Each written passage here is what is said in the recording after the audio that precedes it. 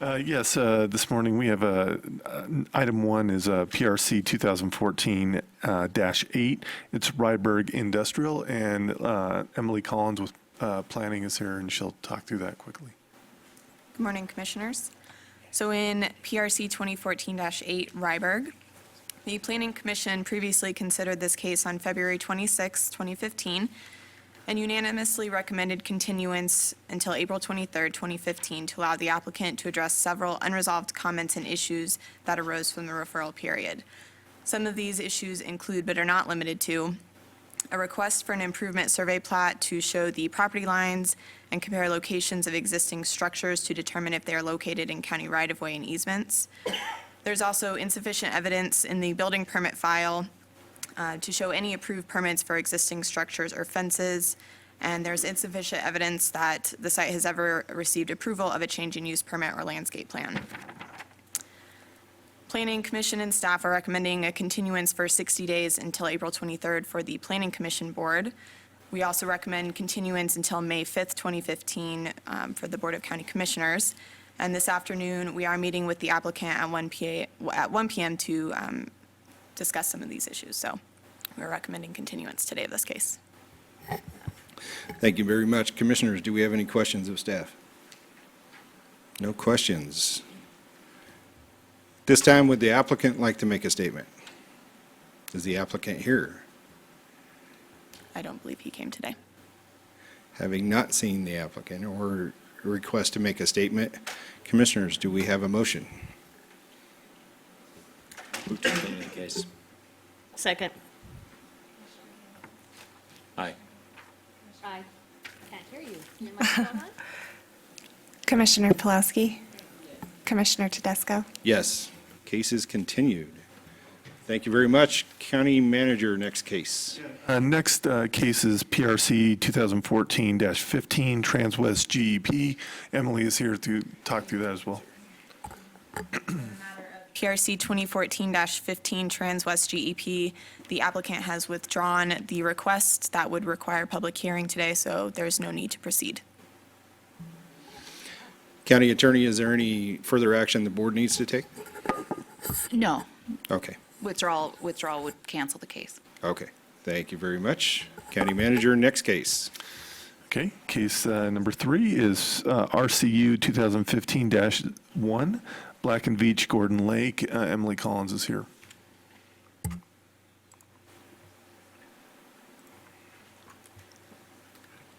Okay, so this is Black and Veatch Gordon Lake, RCU 2015-1.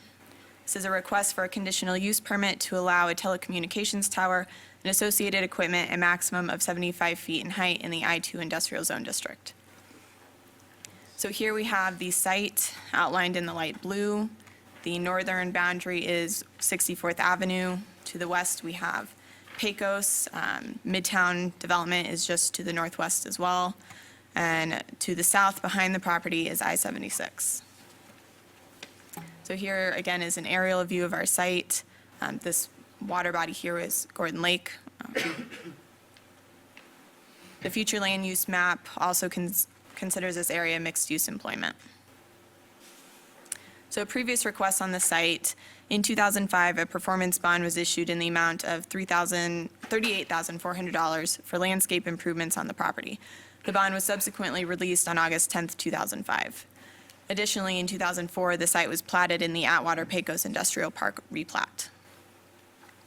So again, this site is located north of I-76, east of Pecos, along 64th Avenue. The surrounding area is composed of I-1, 2, and 3 industrial and PUD zoned properties. The Midtown PUD residential development is to the northwest of the site, and the future land use map shows this area's mixed-use employment. Per section 324.74 of the development standards, the maximum height of a structure shall be 75 feet in the I-2 zone district. So the applicant indicates that developing a new freestanding telecommunications tower along the I-76 corridor between I-25 and Pecos is essential in order to provide Verizon Wireless customers with a seamless network, as a gap in coverage has been identified along this corridor. The proposed tower is designed to accommodate additional carriers. It will be 75 feet tall and traditional monopole construction with 12 panel antennas. All equipment will be located within a prefabricated shelter in a 50-foot by 23-foot lease area surrounded by a proposed 6-foot wood fence. The applicant has chosen the freestanding tower because there are no suitable existing towers or structures to co-locate on and increase capacity for the network.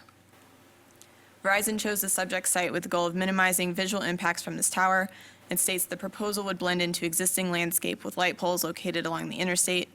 Additionally, the shelter will be located behind existing structures and screened from adjacent neighbors and right-of-way.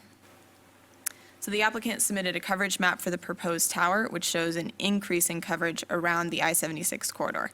It also shows continuous coverage along the north and south road network, including Pecos. So it is staff's determination based on the provided coverage maps that the proposed tower will provide the increased coverage. So here we have an existing coverage map. These are all current towers. The darker green areas indicate a saturation in coverage where the coverage would be provided the strongest. So this is the proposed location of the Gordon Lake site.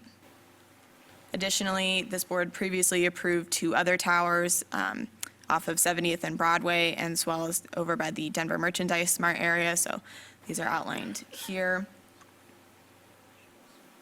So the proposed tower conforms to the spacing requirements from other freestanding towers specified in section 4927, number 3D.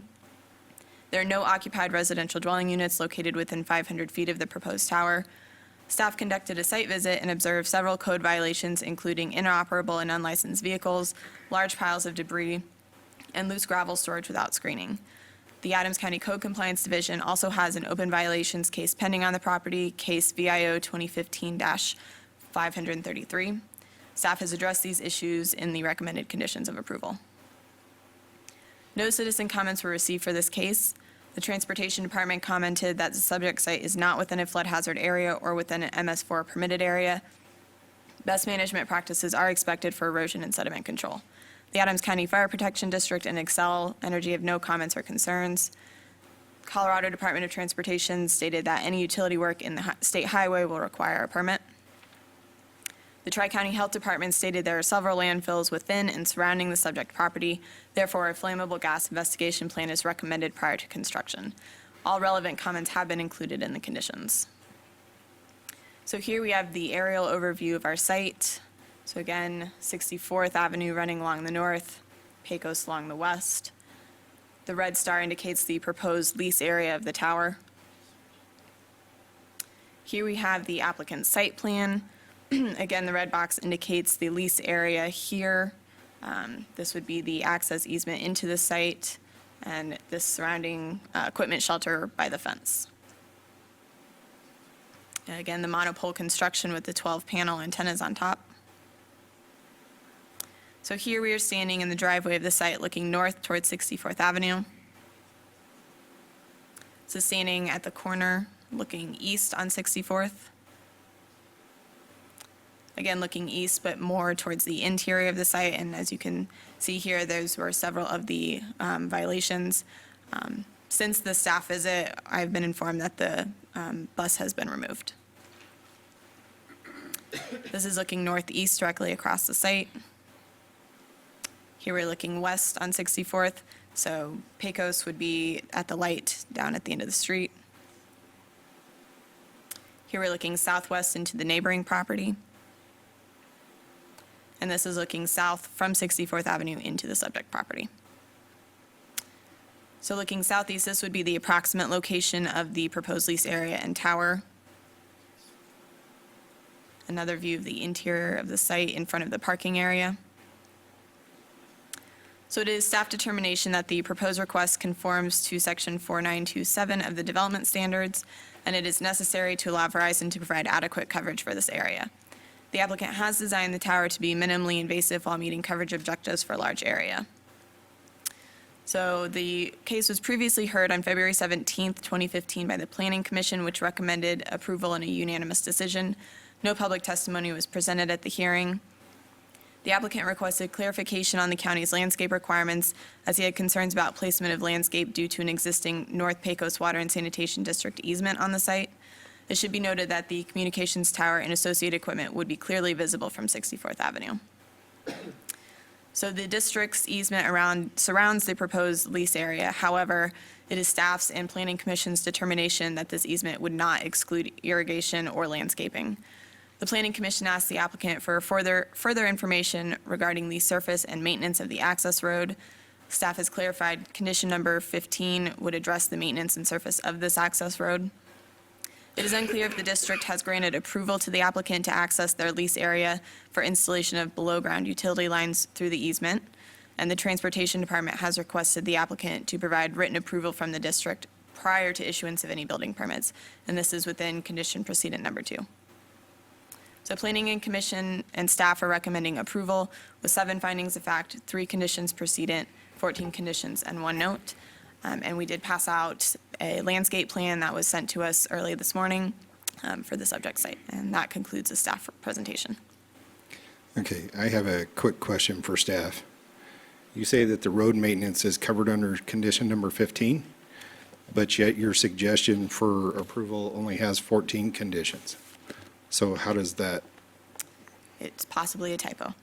Let me check.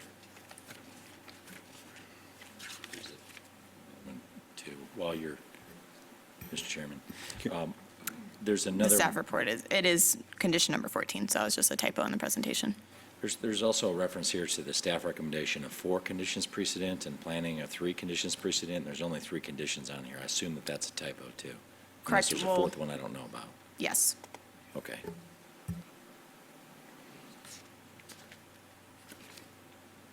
so are there 3 conditions or 4 conditions? Or There are 4? 3 conditions precedent, 14 conditions, and 1 note. Okay. Commissioners, any other questions for staff? No other questions for staff? Would the applicant like to make a statement at this time? Is the applicant present? Yes.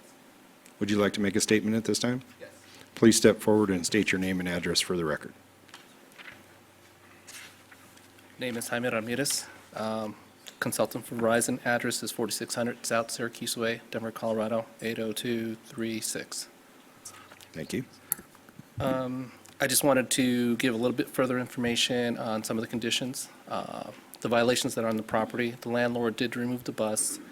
He is removing the 2 piles of gravel and the pile of dirt, which should be completed by the end of this month, he says. Once it's done, then I will go out and take a photo, date stamped, and then forward to the planning commission, or to Emily, for to let them know it's all taken care of. As far as getting approval from the district to cross their easement, we had a meeting on the 10th of March at 6 p.m., and there are some changes that they would like and some clarifications. So I will be presenting those changes to them to get their approval on the 7th of April at 6 p.m. And then I'm just waiting to get approval for our landscape design. Okay. That's it. Thank you very much. Commissioners, do you have any questions for the applicant? No questions for the applicant. Thank you very much, sir. Thank you for your time. Commissioners, do we have a motion?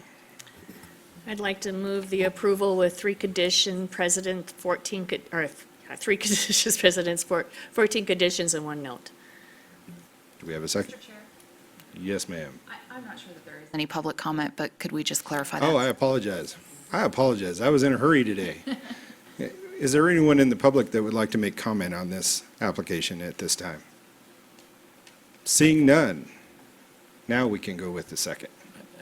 I would second that. I think it also includes 7 findings of fact, though, too. Commissioner Henry, Yes? Commissioner Hanson, Aye. Commissioner Pulaski, Commissioner Tedesco. Yes, thank you very much. Okay, item number 4 is PLT 2015-2 Alpine Executive Park. Chris LaRue, are you case manager? Okay, Chris will be handling this case.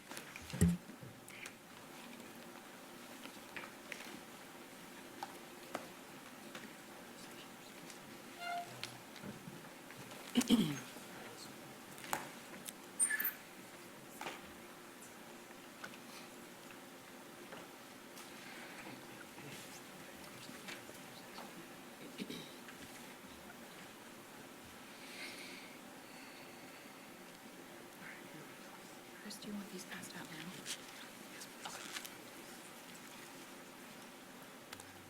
now? All right, this is the Alpine Waste Executive Park. It's case number PLT 2015-2. You know, can you pull that mic closer? I don't know, I'm having a bet. hard time hearing you guys today. Here, I'll try to speak up a Thank little you. bit.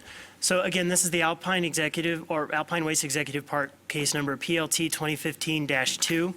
Here's the site in the surrounding area. The two parcels are located in the light blue. Here is 74th and Washington. You can see a mix of zonings in the area, including A1 industrial. I-25 is located to the west of the property. Excuse me. The request that we're hearing today is a major subdivision or the final plat to create two lots in the I-1 zone. And so the request is solely just for the two lots. Here's a quick summary of the previous requests that were heard on the properties. The county commissioners previously approved case number PRC 2012-12. That was the Alpine Waste and Recycling on January 7th of 2013. And that case requested the following. It was a rezoning of the two parcels from A1 to I1. And then it was also a conditional use permit to allow outside storage in excess of the total building area to allow storage of containers. And then more recently, the county commissioners previously approved PRC 2013-14, the Alpine Waste Executive Park, excuse me, on May 12th of last year. And that request was for a major subdivision or preliminary plat to create two lots in the I-1 zone district on approximately 10 acres. So again, it's southwest of East 74th and Washington Street. Surrounding areas composed of I-1, PUD, C5, C3, R1C, and A1's zoned parcels. I-25 is located west of the site. Future land use map designates the site and the surrounding area as mixed-use employment. Alpine Waste intends to utilize the site for their new headquarters office and maintenance facility. The use of the property has already been allowed as the site was previously rezoned and granted the CUP for the storage. The initial development would consist of constructing a 22,000 plus square foot office and truck maintenance facility. There'd also be compressed natural gas fueling for the truck fleet to be parked on the site. There'd be an indoor truck wash bay and paving a portion of the site for employee and visitor parking. Whoops. The site would not be used as a transfer station for waste. It should be noted the use of the site as a transfer station is not allowed without an approval of a CUP for that specific purpose. The CUP approved in 2013 is for the outdoor storage of the empty storage containers. The trucks and containers on site will not contain any trash. Excuse me. The plat would redefine the existing shared property line, incorporate ingress, egress points to public rights-of-way, and provide stormwater management, etc. The minimum lot size in the I-1 zone district is 1 acre with a minimum lot width of 100 feet. Both of the proposed lots would exceed the minimum requirements of the I-1 zone. Lot 1 would have 5.343 acres, over 300 feet of frontage along Washington, and somewhere around 240 on East 74th. Lot 2 would be 4.991 acres with over 500 feet of frontage along East 74th. Access to Lot 2 would be from East 74th. Access from Lot 1 would primarily be from East 74th. There's a small isolated visitor parking lot from Lot 1 that would access onto Washington Street, and that access has been configured to only allow the right-in, right-out turn movements. It's primarily for visitor parking. No further right-of-ways being required for Washington. The applicant will be required to dedicate right-of-way along 74th Avenue. That would be shown on, dedicated on the plat. All normal street improvements would be required to include curb, gutter, and walk. All street construction and drainage plans have been approved by the transportation section. They're requiring a plat note stating the applicant's responsible for any requirements of the lower Clear Creek Canal ditch regarding crossing of that ditch. Per section 5205 of the Adams County subdivision regulations, the applicant shall be required to complete a subdivision improvement agreement along with the final plat. The applicant has submitted this agreement. It's in final form. The agreement addresses the manner and timing of the completion of all subdivision improvements and the responsibility for payment of the cost of those improvements. In the staff report, there's a review of all the conditions from the previous cases. The applicant will be required to adhere to and comply with all of those requirements. Building permits won't be issued until such time as the applicant has demonstrated compliance with all of those. Xcel Energy and the Colorado Division of Water Resources stated no concerns. CDOT stated they wanted to review any final drainage plans. They also stated any signs would have to meet CDOT requirements along the highway. We'd received a letter from Boyer's Coffee and from an area property owner, both who had concerns. That area property owner letter, I think, was just handed out to all of you. Both were concerned with the potential for odors and vectors like rodents. Boyers was concerned about the impacts that could occur to their business as a result of the facility. Here's an aerial of the site, again, Washington. The two parcels are highlighted in the light blue. The next two pictures get progressively closer. Here's the site again. Again, Boyers is located then down here to the south. The auto repair center is across the street. And there's a really close view then. This simply shows the two lots that are proposed with the final plat. So you'd have Lot 1 and 2. This then shows the site plan that they're proposing then as how the lots would develop. You can see this is the building with the office area and maintenance shop. Excuse me, there'd be employee parking here to the north. Sorry about that. There'd be truck parking here in line with the building. And then over on this other section, there's some more truck parking and container storage. This plan shows the landscaping plan that the applicant has proposed, and it meets the requirements for the previous conditions as well as landscaping requirements. I'll highlight a few of those here in a moment, but on here you can see they have 25 feet of landscaping along all of their property frontages. Here's a quick review then, kind of what's required. Previous cases states that a minimum, the plan would include 25 feet of landscaping along both Washington Street and East 74th, as well as on all property lines for both parcels. Previous case mandated 1 tree and 2 shrubs per 40 linear feet, and the previous case also stated that administrative relief would not be granted. Notes do show that they meet the 1 tree and 2 shrub per 40 linear feet on the landscape plan. Also required is landscaping and screening for the natural gas compressor area. That's shown on the landscape plan. Down here in this area, you can see that they have landscaping as well as fencing around that.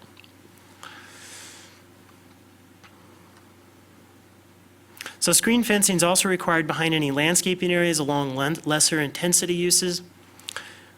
And so code requirements for landscaping, all landscaped areas and buff yards must contain a minimum of 75% organic landscaping material with a maximum of 25% non-living. All required landscape areas and buff yards shall be irrigated, maintained, kept free of weeds, debris, and litter. Site obscuring screen fencing shall be set back from the landscape area so that landscaping is always in front of the fencing, not behind it. At least 10% of both of the lots shall be landscaped, and at least 50% of the required landscaped areas placed so it abuts adjoining public right-of-ways, excluding drive aisles. And the next couple slides show architectural renderings of how the property is proposed to look. This is the view to the south from Washington Street, so 74th is here to the north. This is looking at the right-in, right-out configuration. And this is a view to the north, looking north along Washington Street, showing the proposed building and the screen fencing they have in the front here.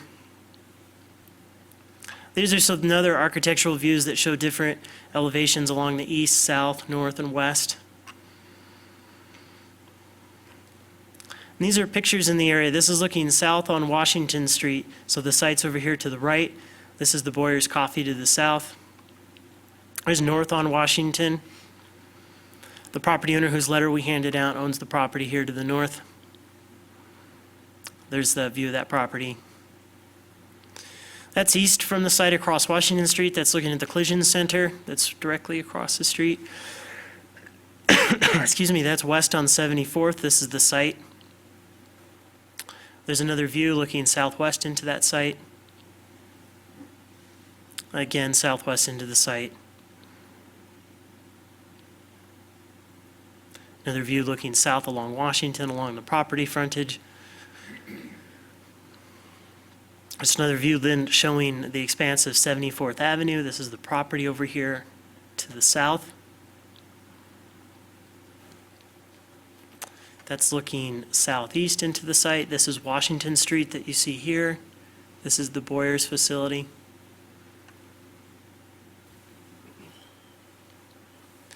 So the applicant's request for the final plat meets all the minimum requirements of the Adams County Development Standards and Regulations. Previous case had numerous conditions imposed on it to make the use consistent with the area. Those conditions will continue to govern the development of the site. As long as all the recommended conditions of approval are met with the request, proposal would be compatible with the area, would not cause any adverse impacts to the development of the area or to the health, safety, or welfare of the inhabitants of the county. As discussed, the applicant will be required to submit and have approved a subdivision improvement agreement or SIA with the final plat to ensure the site develops as planned. We were recommending approval to include 7 findings, 3 conditions precedent, 2 conditions, and 1 note. I just have a couple of amendments here I wanted to mention to you. We have the signed SIA here today, so that means that condition precedent number 1 may be deleted. It's been satisfied. We don't have the Mylar, but we would like to change number 2, condition precedent, which will now be 1, that the applicant shall submit the final executed Mylar with all mandated corrections within 30 days. And with that, that concludes the staff report. Okay, thank you very much. Commissioners, do we have questions for staff? No questions. At this time, would the applicant like to make a statement? Applicant?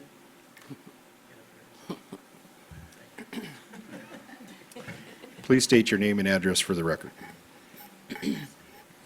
Certainly. Thank you, Commissioners. My name is Alec Orloff. I'm the CFO of Alpine Waste and Recycling, be the user of the site as well as a partner of Hired Hand Denver LLC, which is the real estate investment company that's developing the site for us, and that just allows us to use some of the funds from our investors in an independent entity to do that, and own the property outside of the operating company, as is very customary.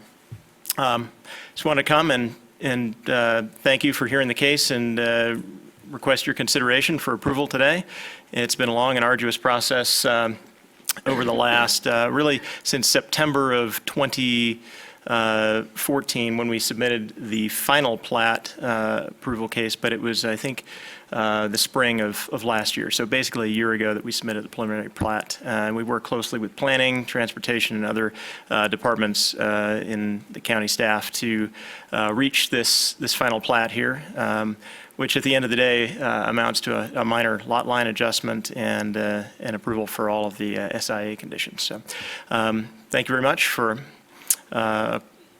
your consideration today, and we certainly hope you approve the case. Thank you. Wait, don't go away. Sorry. Don't go away yet. Questions, that's right. Commissioners, Apologize. do we have questions for the applicant? I have a question for you. Yes, sir. And, you know, I have some concerns about this type of business coming in. Maybe you can alleviate some of my concerns. I know that they've been written out in some of the statements.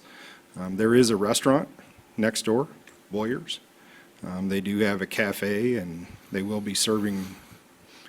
There's some issues with, rodents, with smell, and with visibility. And I also see in the design that, the compressor shed on the south side of the property is very close to where that restaurant is also. And so, safety concerns and those issues, if you could address those and give me your view as to how you would address those in the future if there were complaints. Yeah, well, those, I think, are outside of the plat case, certainly, from a land use perspective, just kind of absolutely for your own edification from the land use perspective. We've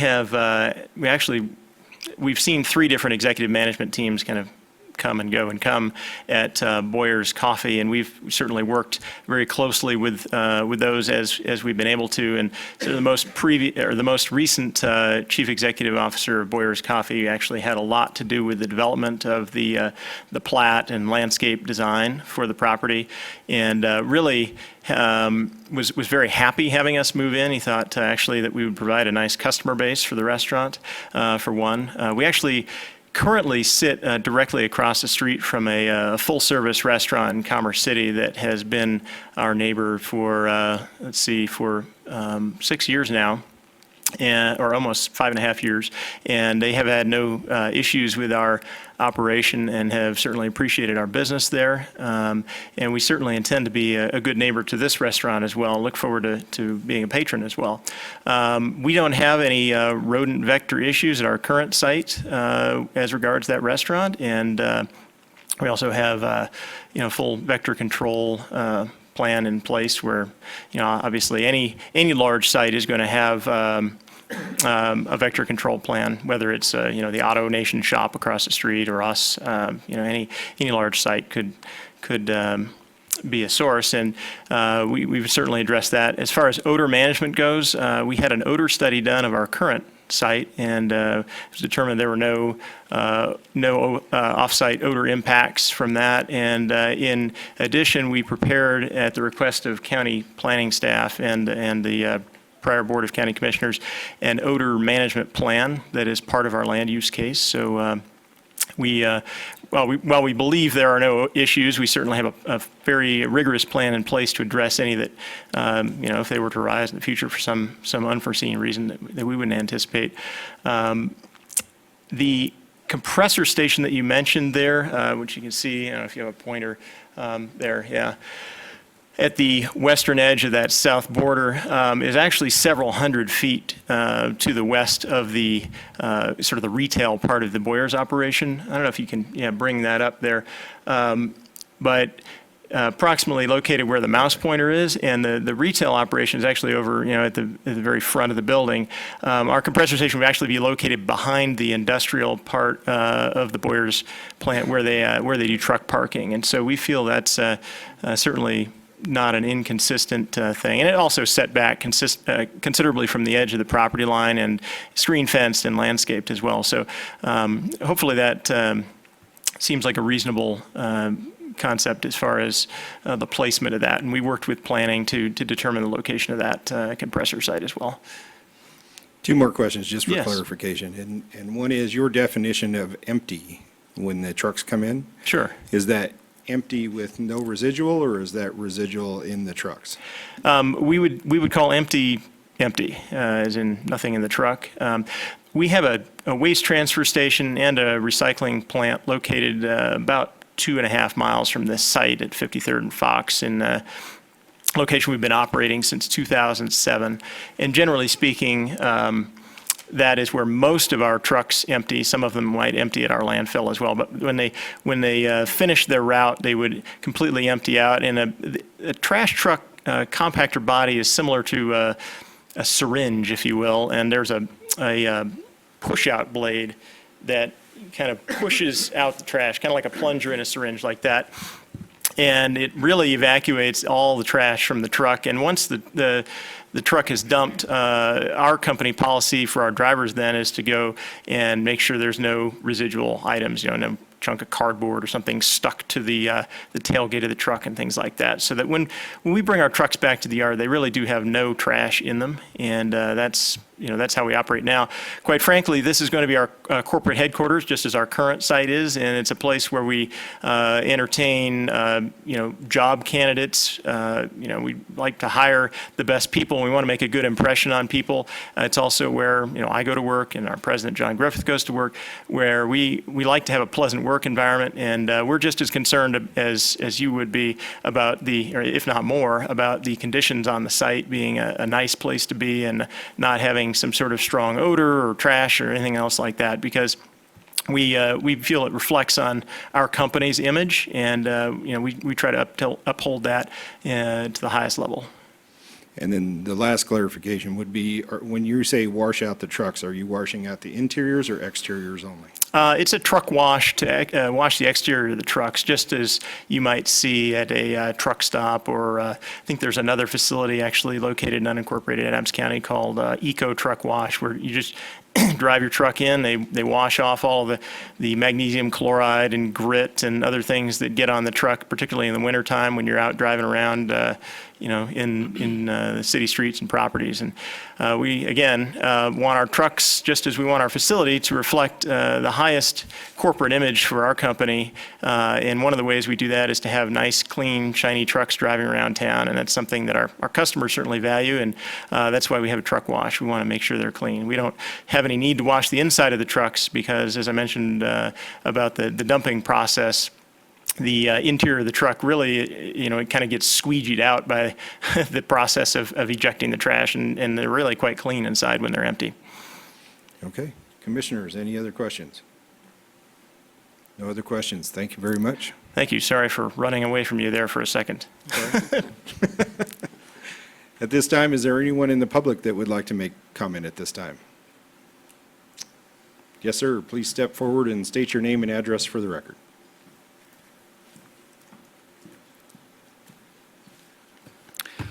Douglas Barrow, owner of Boyer's Coffee, 7295 Washington Street. So to acknowledge everyone in the room, yes, there has been some management teams. To clarify something, there is a letter that has been filed with the county from Mark Goodman. Mark Goodman was a CEO. He was not the owner of the property or owner of the company, but he was acting CEO. Back in 2009, when Bill Boyer Sr. died, they went through a couple external management teams. The family held the company until last week when they sold it to my brother and I. My name is Douglas Barrow. My brother Jason Barrow is not here. He's actually in Indonesia sourcing coffee at the moment. A little bit about us. We have bought Boyer's Coffee. We also own Luna Roasters, Gourmet Coffee and Tea Company, Boulder Organic Coffee Company, and Boca Java. We've been in business for 19 years. We produce food for human consumption. I wish nothing but our future success together as neighbors, and I know that we can work through this, and I know that I'm the last horse in the race.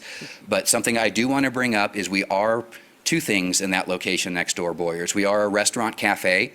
We generate about $350,000 of revenue a year. That is 3 times the national average for a coffee shop, an independent coffee shop that's not a Starbucks. I'm personally looking to not lose a dollar in revenue as we go forward. I'm personally looking to make sure that as my customers and executive chefs and heads of industry, because I do supply Walmart nationally, Sam's Club nationally, Kroger, Safeway, Albertson, all those head senior buyers come to Boyer's and have executive meetings. I would prefer that as they come into the parking lot, and whether it be a consumer coming to the cafe restaurant or an executive chef or head of industry senior buyer, that the first thing that they don't see is something that's unappealing for a food manufacturing plant. We are under regulations, Department of Agriculture, USDA. We are HACCP certified, which is Hazard Analysis and Critical Control Points. We have defined general manufacturing processes. There are things that we have to be concerned about, like foreign contamination. Foreign contamination is one of the biggest things that a food manufacturer has to worry about that's making products for humans to consume. What I can tell you right now is for the 43 years of continuous operation at 4295, we have no requirements to do anything special with air handling, water purification. I have 50 employees on the other end of the fence, and what I'm curious about and what I'm asking for, and please don't take this the wrong way, but if the county is granting the applicant to do this, what I'm asking for as the company that's been there for 43 years is if something arises in the next 3 to 5 years, I'm audited all the time by Board of Health, Food Quality, Safety, you name it, something arises, like for example, hey, you should spend $100,000 putting in a new multi-stage air cleaning system. Why? Because we're concerned with airborne pathogens or a microbial risk that didn't exist before. Things like that, my question is, who would pay for that financially? And I know I'm being very black and white, but what I'm looking for is to not have any out-of-pocket expense. So if something arises out of the course of doing business, I'm simply looking for an escrow account, a bond, an insurance, a pool of money, something that's set aside, because I guarantee you in the first 3 to 5 years, something will happen. I don't know what, but something environmentally, something with the ditch, something with the air, something with the water, something will eventually happen. And I'm hoping that it's not the business owner's responsibility to have to pay for that in the future if we didn't influence that to happen. Lastly, that where I'm most concerned is in the perimeter and in the green belt, if you will. I would like to have a little bit of motivation. I mean, if you ask me what my druthers would be, and I know this is harsh, I'd prefer like a 12-foot masonry wall that's solid. I know that's impractical. I've seen in documents that there's a 6 to 8 foot, there's kind of a range with a screen that's mentioned on the borders. I like to firm that up to like a solid 8 foot, a solid wall. I like to have influence that when you come into the parking lot, there are specific spots on the boundary to my property where I want to make sure that it's as pleasing as can be. And what I mean by that is as much of a screen as possible. And having some experience in landscaping and stuff in the past, I can tell you one tree every 40 feet, and depending on the size of this tree, and you know when you plant a tree, it may sound big like it's a 12-foot tree. You plant a tree and you allow 40 feet, it's not doing anything. So we would need to get some mature evergreen trees in the right spot to really make a green screen. And what I'm asking too is for some influence on that.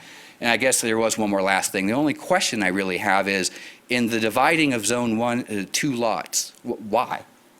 If one person's buying a plot of land, I don't really understand why we would break it into 2. Like, I don't understand the expense, the effort, this meeting. I don't understand. If there's nothing funny going on and you're buying the land and you have approval to build on it, I'm not quite sure why we're subdividing it. When I look at the lines, it kind of looks like the channel, the ditches in or out of it, and I kind of want to make sure someone's responsible for that ditch over time.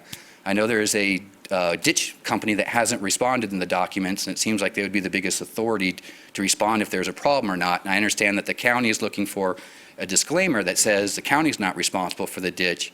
I just want to understand who's responsible for the ditch then, because it may need some repair, and someone needs to do it. Thank you very much. Staff, I think there was a few items in there that that maybe need some clarification. I would like to know, I think he asked some good questions, and if you could answer some of those questions, especially with the fence and what the requirements are for that, and and the two plats, and the ditch. So let me start.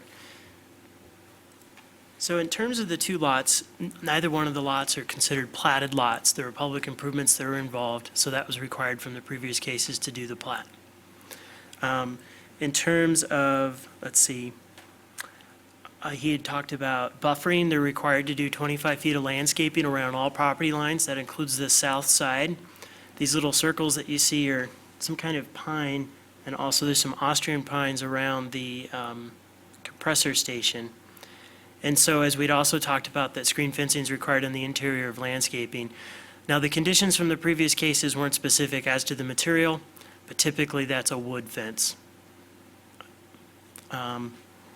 In terms of the ditch, so generally, the ditch just wants to make sure there aren't any impacts to its property.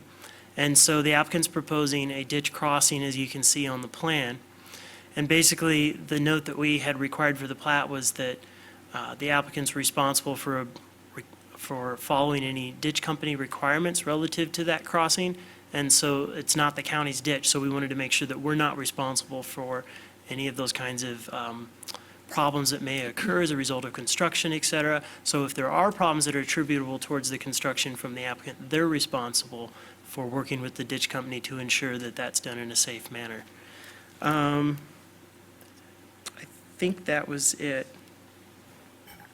Did you have something?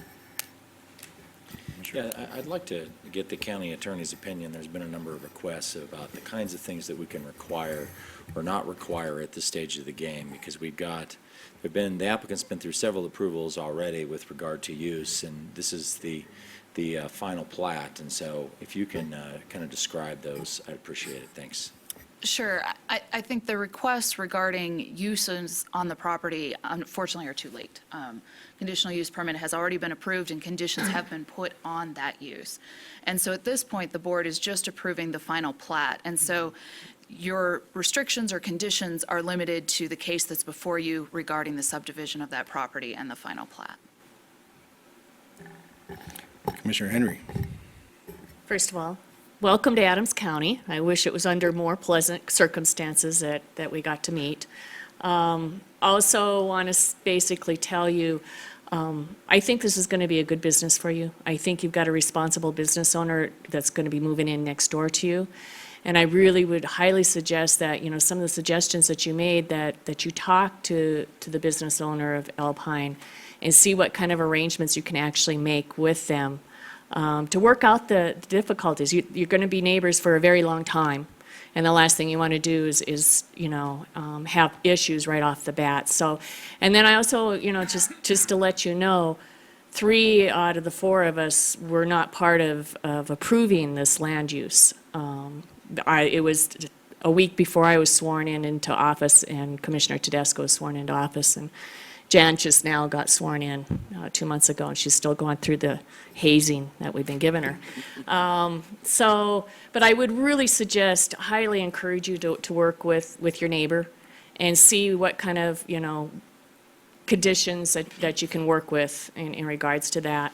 And, give us time. Adams County is improving, and that area is, we're really looking forward to encouraging positive development. We have a Welby sub-area plan that you're more than welcome to take a look at on what the plans are for the county. It will be a great community and neighborhood. Right now, it is currently, but it'll be better. So, but thank you for at least bringing your business into Adams County. And just to clarify, why are we breaking it up? Like, I just don't understand the concept of taking a lot and breaking it into two and then saying, why wouldn't it just stay one lot? Like, I'm not even understanding like why we're doing this right now. I can mention that. It's already existed as two parcels. Originally, we were talking about doing one lot, but per the applicant's request, they wanted to make sure that it was two. If memory serves me correctly, it had something to do with if they were to sell it in the future, it might be easier to accommodate it that way. I think that's what they had testified to. Thanks. Thank you, sir. Appreciate your time and your comments. So I want to thank both the applicant and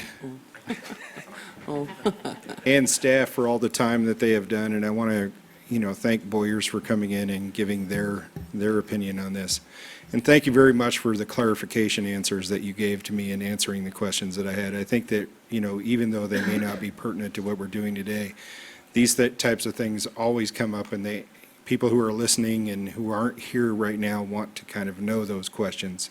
So I appreciate you taking the time to answer those. I thought that was very nice. And staff, I appreciate the time that you took to clarify the questions that were posed today. I think that was greatly appreciated.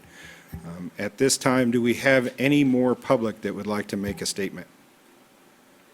Seeing none, commissioners, do we have a motion?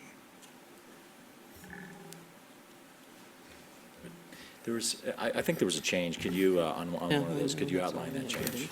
Right. For the record. So the change is that, originally we're recommending approval of 7 findings, 3 conditions precedent, 2 conditions and a note. Right now, we've amended that to include 2 conditions precedent. Number 1, the subdivision improvement agreement is signed in here today, so that one can be deleted. So number 2 then, number 2 will become number 1, and it's amended to say the applicant shall submit the final executed Mylar with all mandated corrections within 30 days. And then number 3 will be the new number 2 condition precedent. It'll remain as written. Those are the only changes. I would move to approve case BLT 2015-2 with the changes indicated by the staff. Thanks. Second. Aye. Yes. I hardly heard you. Yes. Yes. Thank you very much. Let's see, are we done with the land use today? Seeing no more, we are adjourned. Yeah.